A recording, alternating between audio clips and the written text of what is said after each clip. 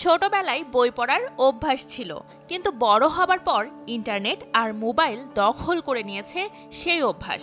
এই অভিযোগ আমরা কম বেশি সবাই করি। অনেকেই ভাবি, না, এবার একটু বই পড়ে নিজের জ্ঞান বাড়ানো দরকার, কিন্তু বইটা হাতে নিয়েও বেশিক্ষণ পড়ার ধৈর্য থাকে না। আপনিও কি একই সমস্যায় আছেন?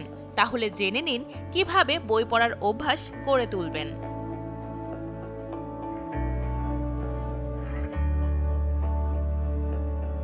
উপযুক্ত পরিবেশ তৈরি করুন। বই পড়ার জন্য প্রথমেই প্রয়োজন উপযুক্ত পরিবেশ। পর্যাপ্ত আলো আছে কিন্তু শব্দ কম আসে এমন একটা জায়গা বেছে নিন। সেখানে রাখুন আরামদায়ক বসার চেয়ার। জায়গাটাকে সুন্দর করে সাজাতে টেবিলে রাখতে পারেন ইনডোর প্লান্ট, পছন্দের নকশার বুকশেলফ ও কফির মগ। এবার কফির মগে চুমুক দিতে দিতে শুরু করুন পছন্দের বিষয়ের কোনো নতুন বই। হারিয়ে যান কল্পনার রাজ্যে। বই পড়ুন নিয়মিত। অল্প হলেও নিয়মিত পড়ুন। প্রতিদিন কতটুকু সময় পড়বেন সেটা আগেই ঠিক করে নিন। প্রথম দিকে 15 থেকে 20 মিনিট রাখুন বই পড়ার জন্য। এরপর কিছুটা বাড়িয়ে 30 থেকে 40 মিনিট সময় নির্দিষ্ট করুন দৈনিক। দেখবেন আস্তে আস্তে বই পড়তে আপনার ভালো লাগছে।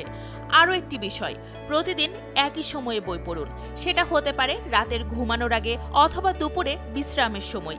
ধীরে ধীরে অভ্যাস হয়ে উঠবে। পছন্দের বই দিয়ে শুরু করুন। শুরু করার জন্য নিজের যে ধরনের বই পছন্দ সেরকম পড়া শুরু করুন। হতে পারে কল্পকাহিনী, কবিতার বই, প্রেমের গল্প বা গোয়েন্দা কাহিনী। ভালো লাগার বিষয় নিয়েই এগোতে হবে। ইলেকট্রনিক ডিভাইস দূরে রাখুন। বই পড়তে না পারার প্রধান কারণ সোশ্যাল মিডিয়ায় আসক্তি। বই পড়ছেন এমন সময়ে মোবাইলের নোটিফিকেশনের আওয়াজে আপনার মনোযোগ চলে যেতে পারে। তাই বই পড়ার সময় যেসব জিনিস মনোযোগ নষ্ট করে সেসব দূরে রাখুন। বুক ক্লাব বা অনলাইন রিডিং কমিউনিটি।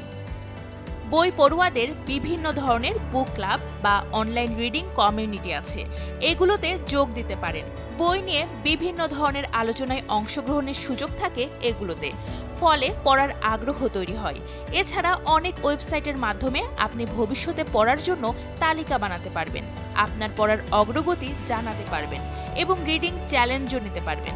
এগুলোও আপনার পড়ার অভ্যাস ধরে রাখতে সাহায্য করবে।